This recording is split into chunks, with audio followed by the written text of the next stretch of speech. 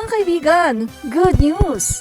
Alam niyo ba, natutuwa talaga ako sa ating Pangulo, Bongbong Marcos.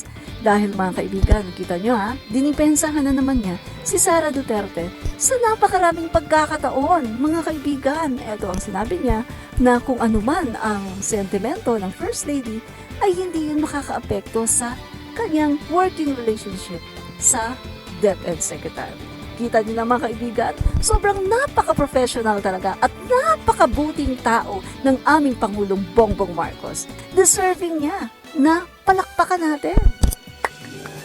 Mga kaibigan, sa ginawa ng ating Pangulo, mas lalo ngayong nakikita ang diferensya ng pag-uugali ng Marcos at ng Duterte.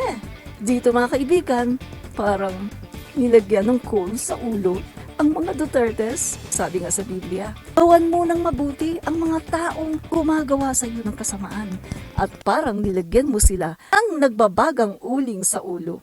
Ganyan ngayon mga kaibigan ang ginagawa ng ating Pangulo Bongbong Marcos. At ngayon, mas lalo siyang minamahal ng taong bayan dahil nakikita ang kabutihan ng kanyang puso. Na kahit siya'y inalipusta, binaboy, minura, sinabihan ng bangag, pinapababa sa pwesto, pero eto siya mga kaibigan, daig pa niya ang santo. Mga guys, naalala niyo ba ang ginawa ng ating Panginoong Hesus nung siya ay bumaba dito sa lupa?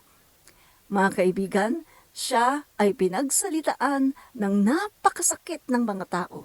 Inalipusta, minura, at talaga namang kinaladkad. Subalit ang ating Panginoong Hesus ay never nagumanti.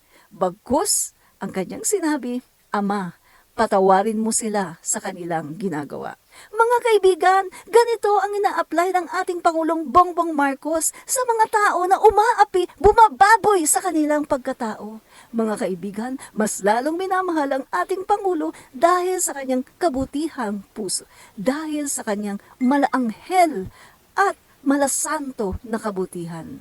Kaya, mga kaibigan, mas lalong-lalo akong napahanga sa ating Pangulo. Pero, mas lalo naman akong humanga sa kakapalan ng mukha ng DepEd Secretary at sa kanyang mga pamilya. Make sense? Peace! Real talk lang po tayo dito. No bullying. Peace po tayo. Wala pong bullying. Everybody happy!